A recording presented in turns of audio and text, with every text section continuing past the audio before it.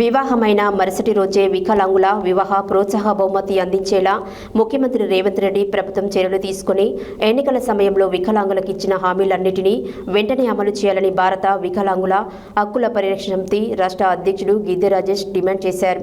సూర్యాపేట జిల్లా ఆత్మకూరు ఎస్ మండలం నెమ్మికల్లు గ్రామంలో వికలాంగుల హక్కుల పోరాట సమితి జిల్లా ప్రధాన కార్యదర్శి ఎండి జహాంగీర్ బాబా వివాహ రిసెప్షన్కు గిద్దె రాజేష్ హాజరై వధూవరులను ఆశీర్వదించారు. తెలంగాణ రాష్ట్ర ప్రభుత్వం పెండింగ్లో ఉన్న వికలాంగుల వివాహ ప్రోత్సాహ బహుమతులను తక్షణమే విడుదల చేసి వికలాంగులకు వివాహమైన మరుసటి రోజే ప్రోత్సాహ బహుమతి అందించే విధానాన్ని అమలు చేయాలని భారత వికలాంగుల హక్కుల పరిరక్షణ సమితి రాష్ట్ర అధ్యక్షుడు గిద్దె రాజేష్ డిమాండ్ చేశారు. సూర్యాపేట జిల్లా ఆత్మకూరు ఎస్ మండలం నెమ్మికల్లు గ్రామంలో వికలాంగుల హక్కుల పోరాట సమితి జిల్లా ప్రధాన కార్యదర్శి ఎండి జహాంగీర్ బాబా వివాహ రిసెప్షన్కు హాజరైన వధువరులను ఆశీర్వదించిన అనంతరం సంఘం జిల్లా అధ్యక్షుడు గోగుల శేఖర్ రెడ్డి అధ్యక్షతన నిర్వహించిన సంఘం ఆత్మకూరు ఎస్ మండలం ముఖ్య నాయకుల సమావేశంలో పాల్గొన్న గిద్దె రాజేష్ సమావేశాన్ని ఉద్దేశించి మాట్లాడుతూ ముఖ్యమంత్రి రేవంత్ రెడ్డి ప్రభుత్వం జనవరి 17, 2026న ప్రకటించిన వికలాంగుల వివాహ ప్రోత్సాహ బహుమతి 2 లక్షలను వెంటనే అమలు చేయడంతో పాటు దానిని 10 లక్షలకు పెంచాలని, ఇద్దరు వికలాంగుల వివాహం చేసుకుంటే వారిలో ఒకరికి ప్రభుత్వ ఉద్యోగం ఇవ్వడంతో పాటు ఇంటి స్థలం ఇచ్చి ఉచిత ఇందిరమ్మ ఇల్లు నిర్మించి ఇవ్వడంతో పాటు ఎన్నికల సమయంలో ముఖ్యమంత్రి రేవంత్ రెడ్డి వికలాంగులకు ఇచ్చిన హామీల మేరకు వికలాంగుల పెన్షన్ను 6,000కు పెంచాలన్నారు.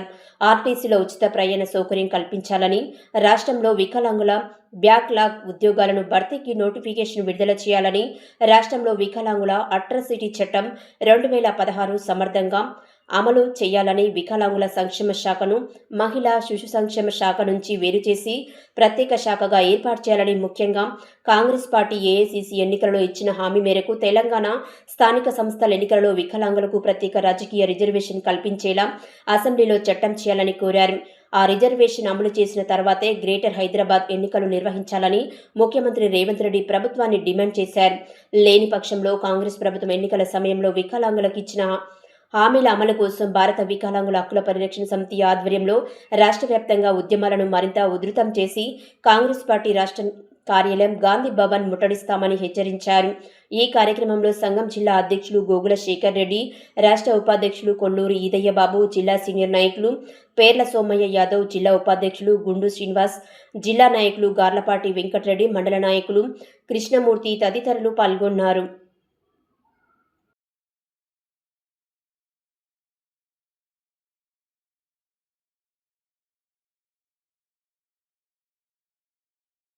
పోరాట సమితి సూర్యాపేట జిల్లా ప్రధాన కార్యదర్శి ఎండి జహీర్ బాబా గారి రిసెప్షన్ కార్యక్రమంలో పాల్గొని భారత వికలాంగుల హక్కుల పరిరక్షణ సమితి రాష్ట్ర కమిటీ పక్షాన, సూర్యాపేట జిల్లా కమిటీ పక్షాన వారికి శుభాకాంక్షలు తెలియజేయడం జరిగింది.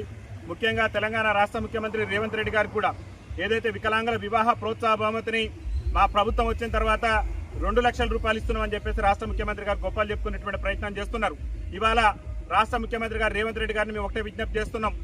అంటే వికలాంగుల వివాహ ప్రోత్సాహ బహుమతి 1 లక్ష రూపాయలు ఇస్తున్నామని చెప్పేసి గతంలో 1 లక్ష రూపాయలు ఇచ్చినటువంటి ఆ వికలాంగుల వివాహ ప్రోత్సాహ బహుమతి ఇంతవరకు వికలాంగుల సోదరులకు రాక తీవ్రమైనటువంటి ఇబ్బందులు ఎదుర్కొంటున్నారు. కాబట్టి గౌరవ రాష్ట్ర ముఖ్యమంత్రి రేవంత్ రెడ్డి గారు ఈ వికలాంగుల వివాహ ప్రోత్సాహ బహుమతి ఎవరైతే పెండింగ్లో ఉన్నటువంటి అంటే 1 లక్ష రూపాయలు శాంక్షన్ అయ్యి ఇంతవరకు కూడా వాళ్ళ దగ్గరకు రాక ఇబ్బంది పడుతున్నటువంటి వికలాంగుల సోదరులు ఉన్నారో వాళ్ళందరికీ కూడా వెంటనే వికలాంగుల వివాహ ప్రోత్సాహ బహుమతిని ఈ రాష్ట్రంలో అందించాలని చెప్పేసి రాష్ట్ర ముఖ్యమంత్రి రేవంత్ రెడ్డి గారికి విజ్ఞప్తి చేస్తున్నాం.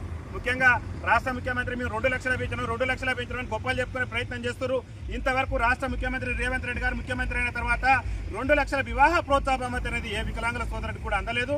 మేము ఒకటే రాష్ట్ర ముఖ్యమంత్రి గారికి విజ్ఞప్తి చేసేది, ఇవాళ కళ్యాణ లక్ష్మి ఇంకా వేరే సకలాంగులకు సంబంధించినటువంటి సంక్షేమ పథకాలలో ముందస్తుగానే ఇస్తూ మరి వికలాంగుల సమాజం పట్ల వివక్ష ప్రదర్శిస్తున్నారు.